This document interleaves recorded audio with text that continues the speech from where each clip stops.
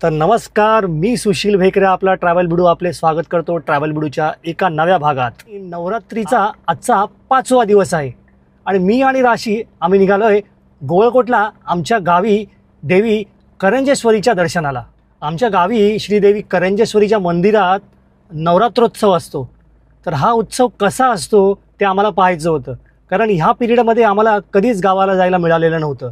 आता मुलं मोठी झाली आहेत, कॉलेजला गेली आहेत, त्यामुळे म्हटलं शुक्रवार आहे, शनिवार आहे, रविवार आहे, तर आपण जाऊन पाहूया आपल्या गावचा नवरात्रोत्सव कसा असतो ते। शुक्रवारी आमच्या वाडीची म्हणजे आमच्या वाडीतल्या काही 10-15 घरांची पाळी आहे मंदिरात सेवा देण्याची।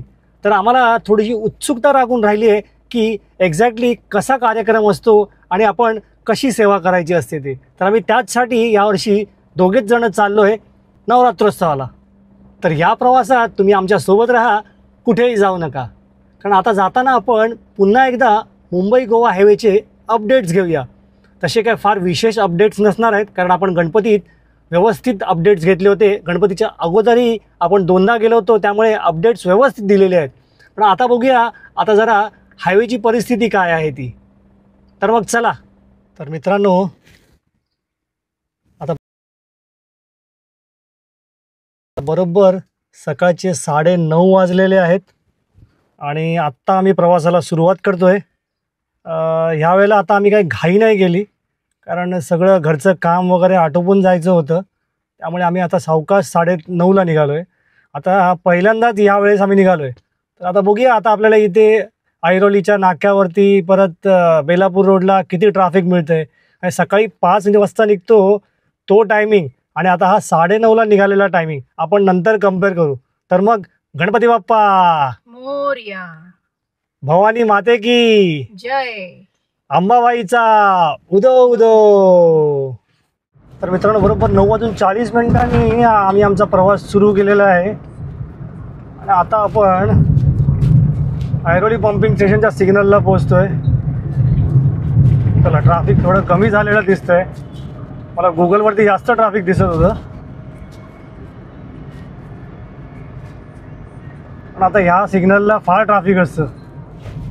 बरोबर 9:48 झाली आहेत आणि आता आपण ऐरोली टोल नाका क्रॉस केलेला आहे। आता नेहमीप्रमाणे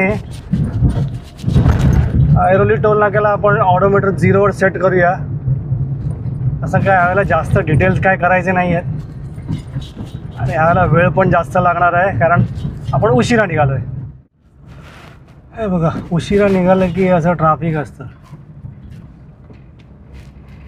आणि उशिरा मी कधी निघत नाही। आता ह्या ट्रॅफिकचा दोष आपण रस्त्यांना नाही देऊ शकत। ऑफिस टाईम झालेला आहे, आता 10:30 वाजले आहेत।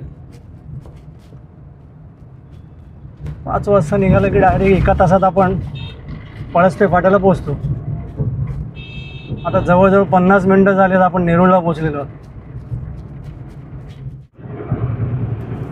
आता आपण पळसपेसाठी खाली सर्व्हिस रोडला उतरत नाही आहोत।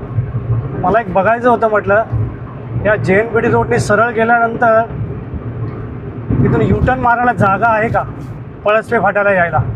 चला जाऊन बघूया आता आपण। बघा, हे होर्डिंग आहे ना किलोमीटर डिस्टन्सचं, त्याच्यात थोडासा पुढे तो U-टर्न आहे। बऱ्यापैकी लांब आहे U-टर्न, पण पळसपे फाट्याला कसं तिथे गोल गोल फिरायला लागतं, त्यामुळे म्हटलं हा रस्ता बघून ठेवूया, तर सकाळच्या वेळेला इथे ट्रॅफिक नसेल।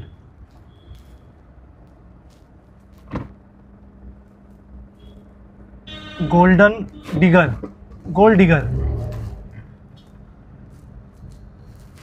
डिगर काय हॉटेल आहे, PK मून नाईट हॉटेल, अच्छा बरोबर समोर आहे हा साधारण।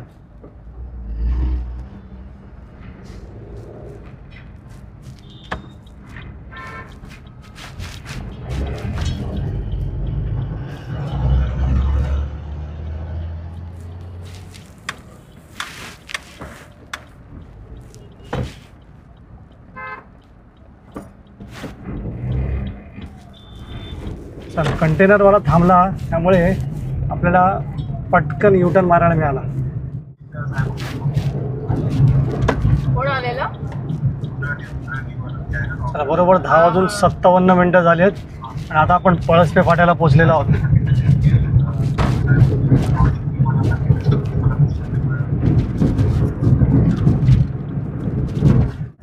बरोबर 11:08 झाली आहेत. आपण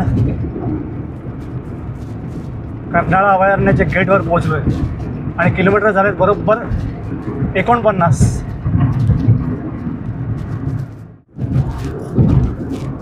बरोबर 11:35 झाली आहेत. किलोमीटर झालेत 75 आणि आपण वडखळ ब्रिज उतरतो आहोत.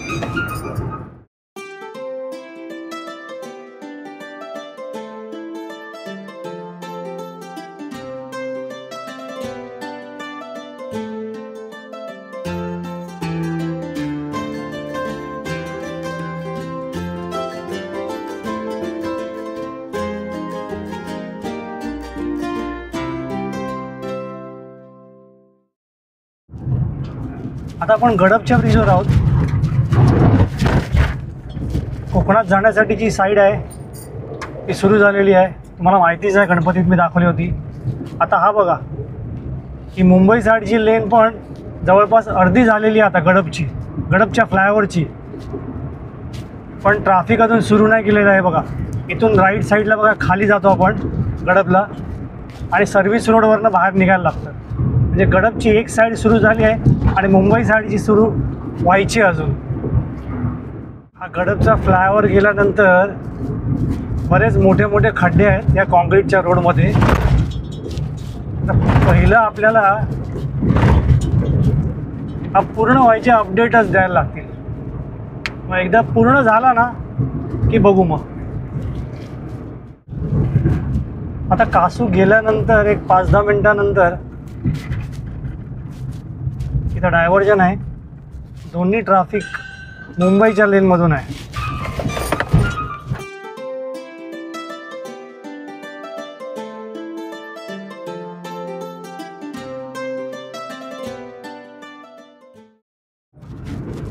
बरोबर 11:50 झाली आहेत. किलोमीटर झालेत 90 आणि आपण हा पहिला डायव्हर्जनला पोचलोय. मुंबईला निघाल्यापासून हे आता पहिलं मेजर डायव्हर्जन आहे. म्हणजे हा पहिला आपला अडथळा म्हणा. बाकी आतापर्यंत व्यवस्थित नवीन रोड होता.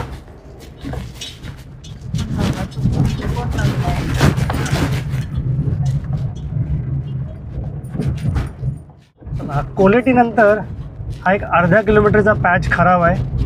त्याच्यानंतर आता पुन्हा कॉन्क्रीटच्या रोडला सुरुवात झालेली आहे.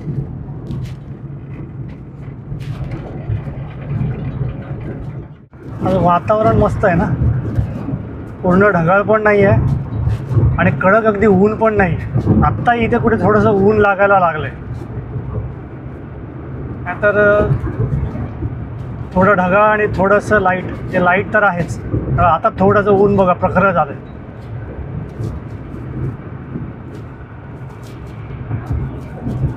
मध्येच ऊन सावल्याचा खेळ चालू आहे. आणि अजूनही पाऊस आहेच थोडा थोडा कोकणात. काल परवापर्यंत पण मध्ये मध्ये येऊन गेला पाऊस.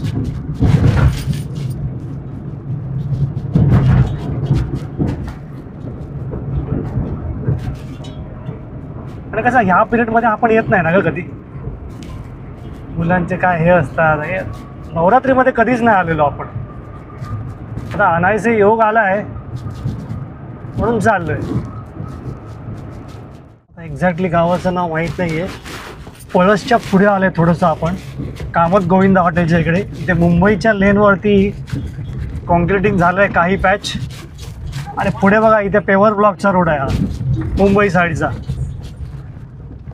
आता आपण हे नागोठण्याच्या डायव्हर्जनला लागू. हा बघा ब्रिज बघा. कोकण साईडची कॉन्क्रीट लेन झालेली आहे PQC. मुंबई लेनचा PQC बाकी आहे. हा नागोठण्याचा ब्रिज झाला, कारण हे दोन मोठे मोठे डायव्हर्जन्स आहेत 1.5 किलोमीटरचे. हा ब्रिज झाला तर अजून आपला वेळ वाचेल.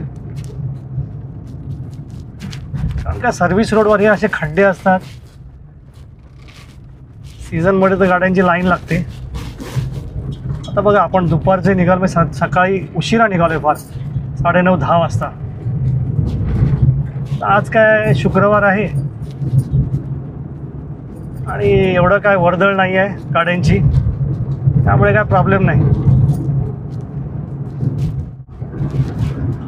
चला, नागोठण्याची condition same as it is जशी गणपतीमध्ये होती,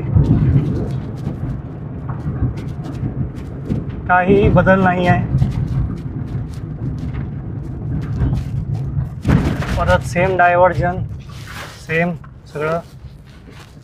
नागोठण्याचं दुसरं डायव्हर्जन ॲज इट इज जसं गणपतीमध्ये होतं तसंच. आता राईट साईडच्या लेनमधून आहोत, पेवर ब्लॉक आहेत पूर्ण, गाडी फुल व्हायब्रेट करते. बरोबर 12:06 झाली आहेत. किलोमीटर झालेत बरोबर 100. आणि आत्ता आपण वाकण फाट्याला पोहोचलेलो आहोत.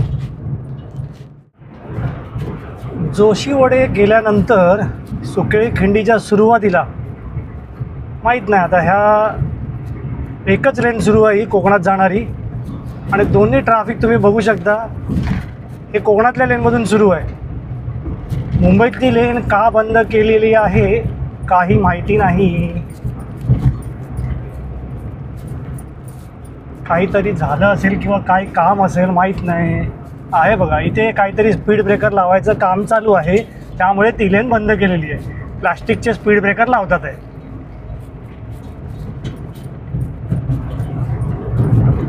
म्हणजे काय मोठं कारण नाही आहे. आता बघा हा काम एवढंच होतं, हे बघा कशा गाड्या चालवत आहेत. काम एवढंच होतं पण पूर्ण सुकेळी खिंड पूर्ण वन वे झाली, पूर्ण एकच ट्रॅफिक झालेलं आहे एकाच लेनमधून. हे खामगावच्या इकडे आसपास असू मला वाटतं. हे हॉटेल गोमांतकमध्ये गेलो होतो. 12:30 वाजलेत, पण आता 12:30 वाजता डायरेक्ट जेवणच अवेलेबल होतं. नाश्ता वगैरे कुठल्याही प्रकारचा अवेलेबल नव्हता. जाऊ दे, आपला वॉशरूम ब्रेक तर झाला. आणि वॉशरूम चांगले आहेत लेडीजचे, कारण जेंट्स मी यूज नाही केलं.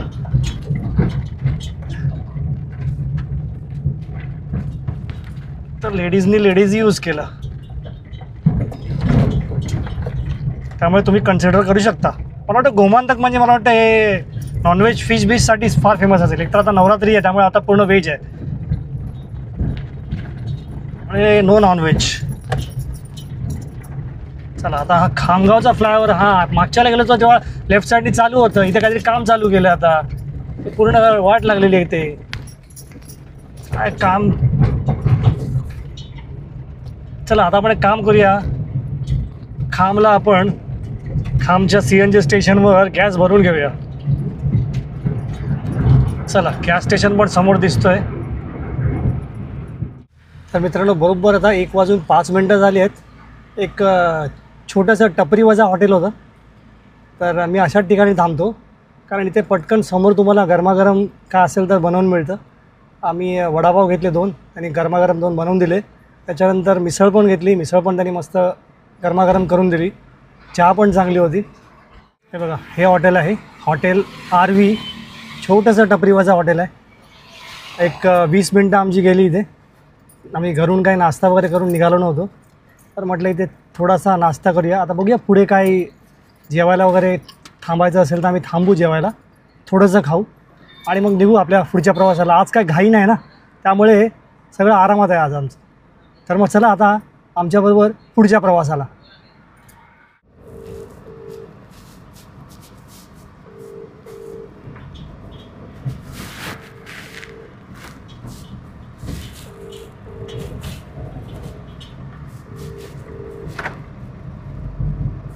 हे जे होतं हॉटेल RV म्हणजे छोटं टपरीवजा हॉटेल, हे बघा पुगाव म्हणजे खामचा जो CNG स्टेशन आहे तिथे आम्ही गॅस भरला आणि तिथून नंतर 5-10 मिनिटांनी पुढे जे हॉटेल आहे तिथे आम्ही छोटासा ब्रेक घेतलेला आहे.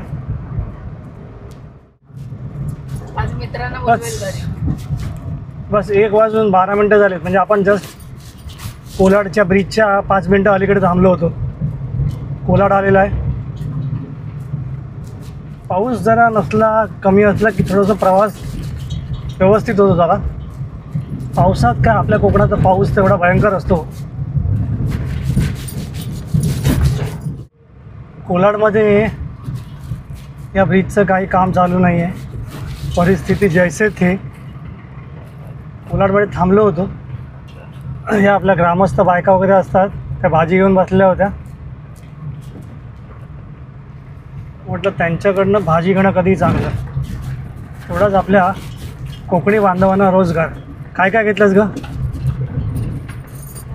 कारंदी, पडवळ, कंदमुळं, कारिंदे घेतलेत, मुळा, मुळा, पडवळ आणि काय एका दुसरी पालेभाजी घेतली असेल ना.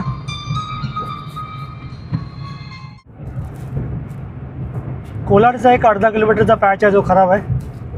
त्यानंतर कोलाडच्या पुढे पण थोडासा मला वाटतं तळवली गाव असावं. अर्धा किलोमीटरचा पॅच खराब आहे. त्यानंतर एम कॅफे नंतर आता हा रोड कॉन्क्रीटचा व्यवस्थित सुरू झालेला आहे.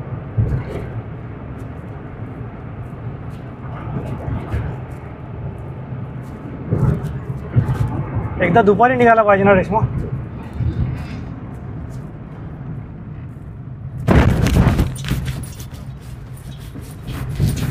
येऊन निघायचं. दुपारी निघाला आपण साधारण 12 वाजता, तर आपण 6 वाजेपर्यंत पोहोचू शकतो घरी.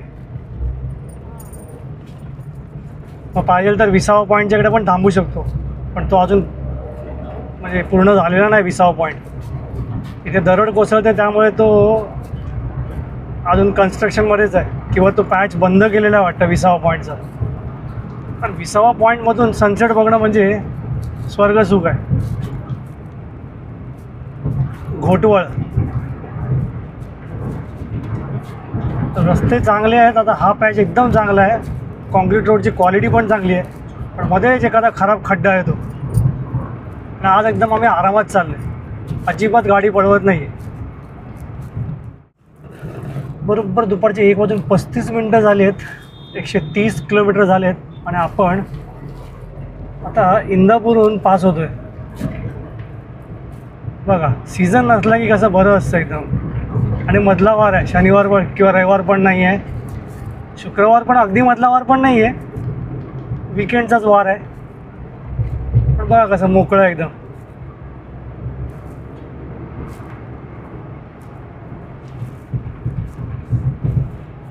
कुठे चालला रे भाऊ? चल बाबा बोल.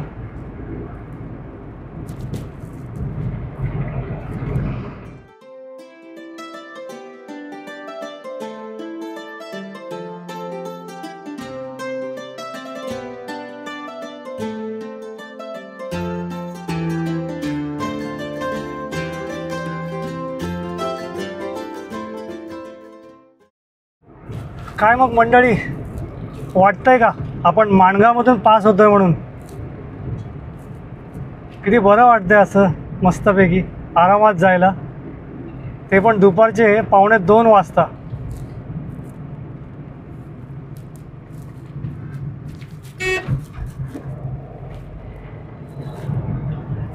बरोबर 1:43 झालेली आहेत. किलोमीटर झालेत 137. आणि तुम्ही बघू शकता आता आपण माणगावमध्ये पोचलेलो आहोत.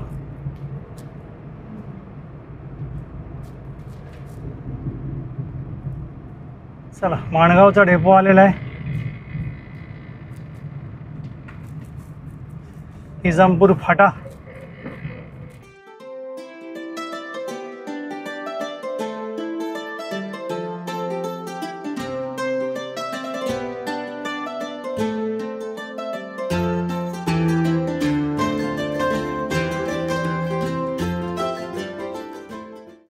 तर मित्रांनो, कोकणवासियांसाठी एक खुशखबर आहे. माणगाव बायपासचं काम एका नवीन कंपनीला अलॉट झालेलं आहे. आणि त्या कंपनीने बायपासचं काम सुरू केलेलं आहे. कोकणवासियांसाठी अजून एक खुशखबर आहे. लोणेरेच्या ब्रिजची एका बाजूची PQC पूर्ण झालेली आहे, तर तो एका बाजूचा ट्रॅफिक आता लवकरात लवकर फ्लायओव्हरवरनं सुरू करतील. बरोबर 2:14 झाली आहेत आणि किलोमीटर झाले 162 आणि आपण आता पोचलोय वीर रेल्वे स्टेशनला.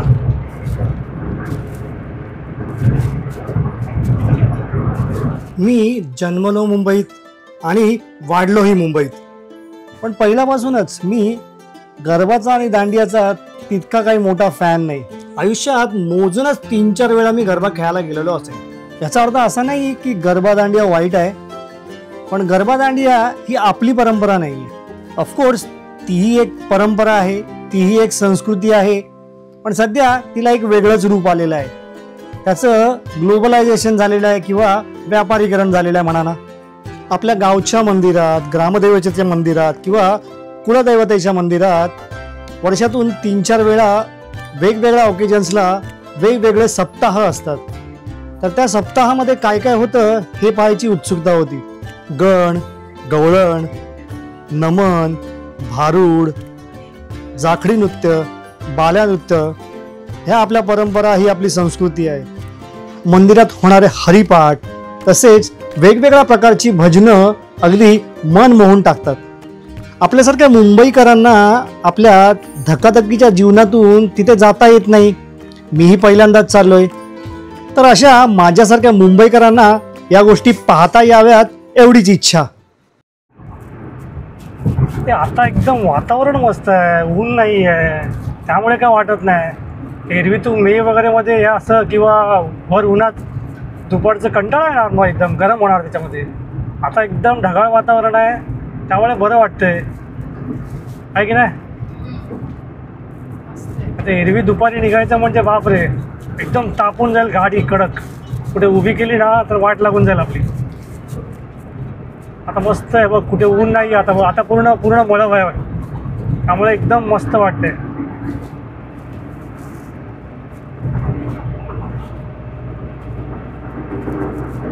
हा असं वातावरण असेल तर काय प्रॉब्लेम नाही. बघ काय मस्त बघ, एकच बंगला दिसतोय,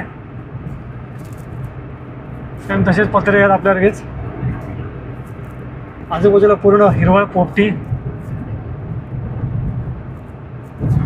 हा जो पॅच बनवलाय ना महाडचा रस्त्याचा पॅच, हा एकदम अल्टिमेट बनवलेला आहे.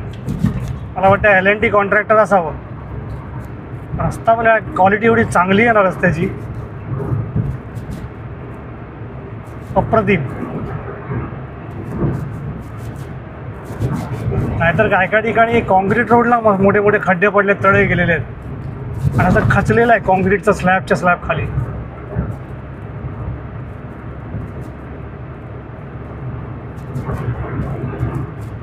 बरोबर 2:35 झालेली आहेत. आपण चांदवे खुर्दचा टोल नाका क्रॉस केलेला आहे. किलोमीटर झालेले आहेत बरोबर 180.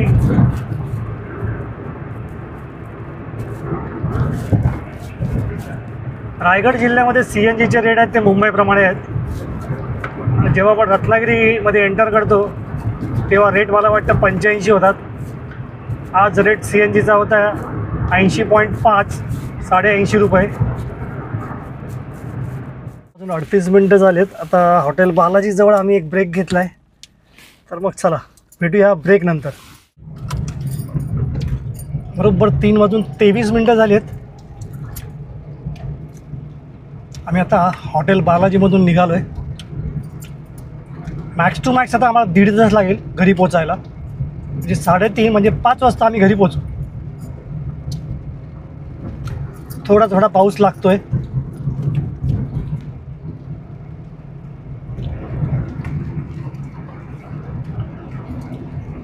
एरवी मोकळं असतं सगळं ना, कोण नसतं.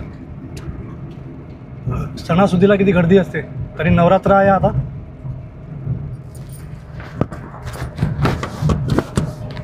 गाड्या पळवतात लोक, बापरे.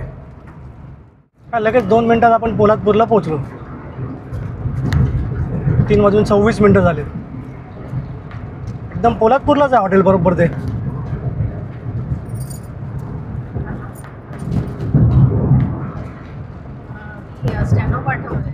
बरोबर 3:35 आणि आपण आता कशिडी बोगद्याजवळ पोचलेलो आहोत. किलोमीटर झालेत 196.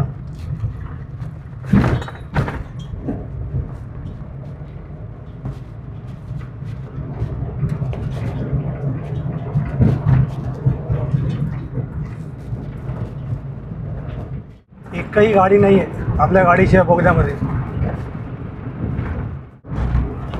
3:54 किलोमीटर झाले 219 आणि आपण पोचलो आहे खेड भरणे नाका.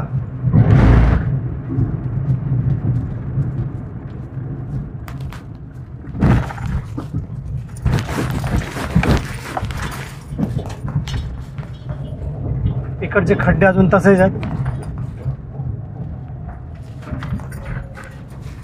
कॉन्क्रीटला खड्डे पडलेत ब्रिजवरती.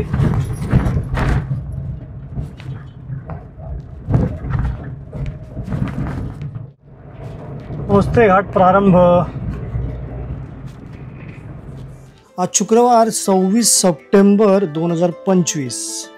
आज मुंबईहून निघाल्यापासून ते जवळजवळ परशुराम घाटात पोहोचेपर्यंत आम्हाला कुठेही पाऊस मिळाला नाही.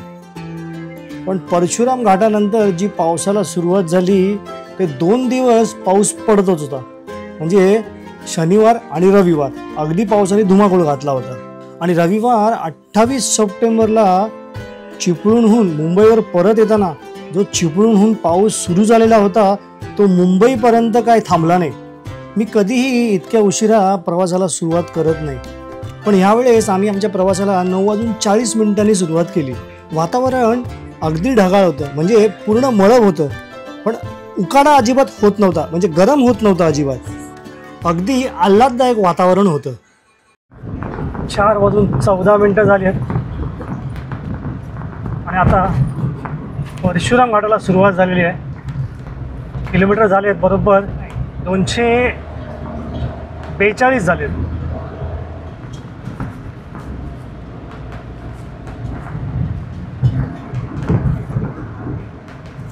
मुंबईहून निघाल्यानंतर जर पहिल्यांदा कुठे आम्हाला पाऊस लागला असेल तर तो परशुराम घाटाच्या सुरुवातीलाच.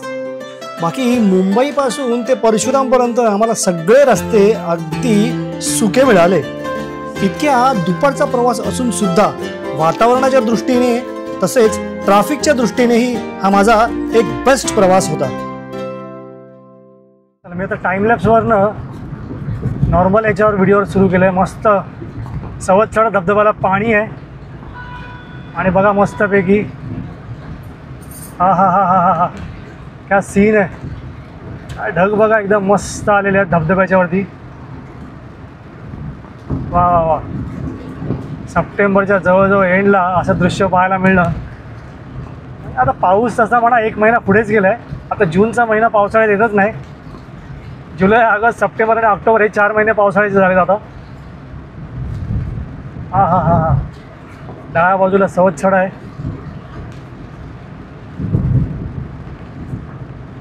हा हा हा.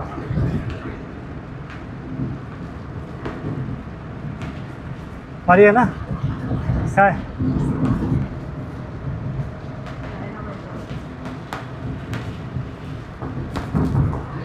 चला सवतसडा उतरला की पटकन आता आपल्याला लेफ्ट मारायचं आहे. बघा आपण आता 9:40 निघालो होतो. 9:40 निघून आता 4:20 आपण फरशी फाट्याला पोहोचतोय. आपण गोमंतक हॉटेलमध्ये गेलो होतो, तिथे 5 ते 7 मिनटं वेस्ट झाली असतील. नंतर एक 20 मिनटं आपण चहाचा ब्रेक घेतला होता. त्यानंतर एक थोडासा मोठा ब्रेक घेतला होता अर्ध्या तासाचा हॉटेल बालाजीला. म्हणजे 9:40 ते 4:40 आता किती तास होतात बघा. 9:40 ते 4:20 जी होतात 6 तास 40 मिनटं. आणि त्यातून जर आपण ब्रेक वजा केला जो होतो 1 तास 25 मिनटं, तर आपला नेट ट्रॅव्हल टाईम आहे 5 तास 15 मिनिटे.